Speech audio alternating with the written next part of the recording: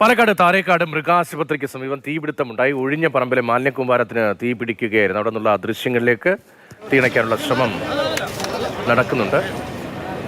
Google VS Google വലിയ തീപിടുത്തമായിരുന്നു. വലിയ പുകയൊക്കെ നേരത്തെയുള്ള ദൃശ്യങ്ങളിൽ കാണുന്നുണ്ട്. ഇപ്പോൾ പൂർണ്ണമായും അണച്ചോ?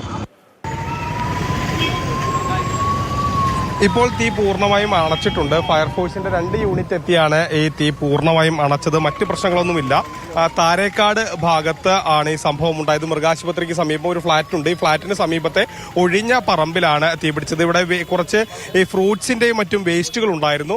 അപ്പോൾ ആ വേസ്റ്റുകൾക്കാണ് തീ പിടിച്ചത്. ഫയർഫോഴ്സ് എത്തിയപ്പോൾ തീ ഏകദേശം പൂർണ്ണമായി തന്നെ അണച്ചിട്ടുണ്ട്. ഒരു സുരക്ഷ എന്നുള്ള രീതിയിൽ തന്നെ ഇടയ്ക്കുള്ള സ്ഥലങ്ങൾ മാറ്റി വീണ്ടും ഇനി തീപിടുത്തം ഉണ്ടാകാതിരിക്കാൻ വേണ്ടി ഈ ഉള്ള നടപടിക്രമങ്ങളാണ് ഇപ്പോൾ ഫയർഫോഴ്സിന്റെ ഭാഗത്തു നിന്നും ഉണ്ടാകുന്നത്. ഇതോടൊപ്പം തന്നെ ഈ പ്രദേശത്തെ മുൻ കൗൺസിലർ നമ്മളോടൊപ്പം ചേരുന്ന ഫലമാണ് ഇപ്പോൾ ഈ പാലക്കാട് നഗരത്തിനകത്ത് ഏറ്റവും കൂടുതൽ തിങ്ങിപ്പറക്കുന്ന നെരുകുതി പ്രദേശത്ത് ആൾക്കാർക്ക് ബുദ്ധിമുട്ടൊന്നും ഉണ്ടാകുന്ന രീതിയിലാണ് ഇപ്പോൾ സംഭവിച്ചിട്ടുള്ളത്.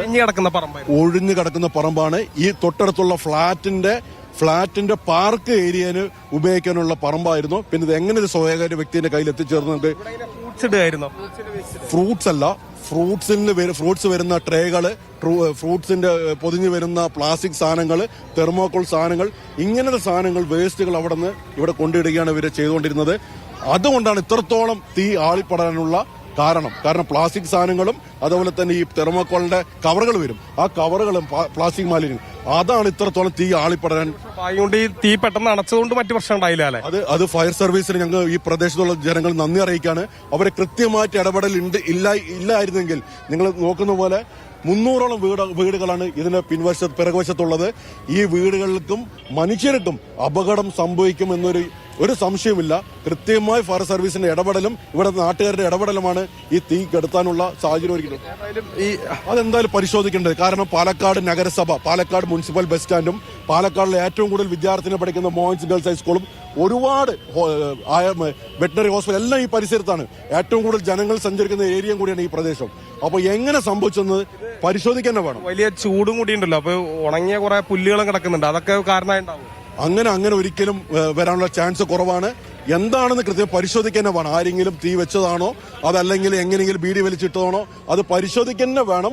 അല്ലാതെ ഇത്രത്തോളം കത്തുന്ന ഒരു പ്രതീക്ഷയുമില്ല. ഇവിടെ മറ്റുള്ളവരാരും ഇങ്ങോട്ടേക്ക് വരാറില്ല. ഏതായാലും ഇദ്ദേഹം പറയുന്നതിൽ ഒരു വലിയ കാര്യമുണ്ട്. കാരണം ഈ പ്രദേശം എന്ന് പറയുന്നത് ഒരുപാട് വീടുകൾ സമീപത്തൊക്കെ ഉണ്ട്. അതോടൊപ്പം തന്നെ ഇതിനെ ഇടതുവശത്ത് നോക്കിയാൽ വലിയൊരു ഫ്ളാറ്റ് സമുച്ചയമുണ്ട്. ഈ ഫ്ളാറ്റ് സമുച്ചയമൊക്കെ ഉള്ള ഒരു സാഹചര്യത്തിൽ അതിനിടയിലാണ് ഇങ്ങനെ ഒരു വലിയൊരു തീപിടുത്തം ഉണ്ടായത്. ഏതായാലും ഭാഗ്യം കൊണ്ട് മറ്റാർക്കും ഒരു അപകടം ഉണ്ടായില്ല. ഫ്ളാറ്റ് സമുച്ചയത്തിലേക്കൊന്നും തന്നെ തീ എത്തിയില്ല. അതോടൊപ്പം തന്നെ ആദ്യഘട്ടത്തിലൂടെ ഉണ്ടായിരുന്ന കുറച്ച് ആളുകൾ കൂടി നമ്മളോടൊപ്പം ചേരുന്നുണ്ട്. എത്തി ബാക്കിയുള്ള കാര്യങ്ങളെല്ലാം ചെയ്ത് ഇപ്പോ ഒരുവിധ എല്ലാ കാര്യങ്ങളും. തീപിടുത്തം ഉണ്ടായത് ഒരു മണിക്കൂർ മുമ്പ് തീ അണച്ചു. അതായത് ഡിപ്പാർട്ട്മെന്റ് വന്നു എല്ലാം ശരിയാക്കി. അതായത് ഈ ഐറ്റിന്ന് ഇവിടെ വരെ കത്തി, അതിനുശേഷം അങ്ങോട്ട് പുക ആയതാണ്.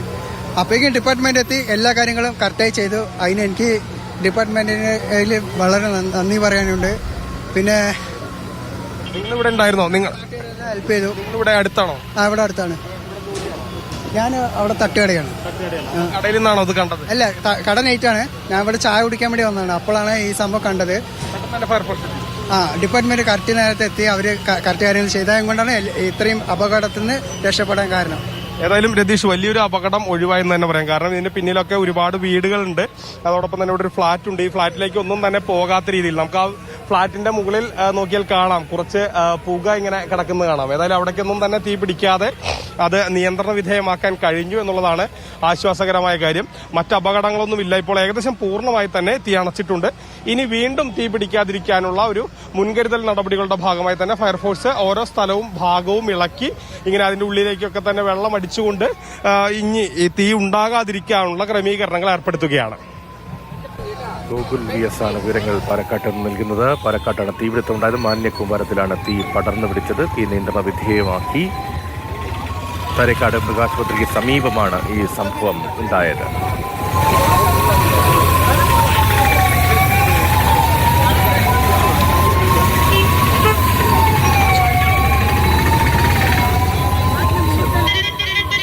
അപകടകരമായൊരു സാഹചര്യമായിരുന്നു അവിടെ. പക്ഷേ ഇപ്പോൾ തീ നിയന്ത്രണ വിധേയമാക്കിയിട്ടുണ്ട്.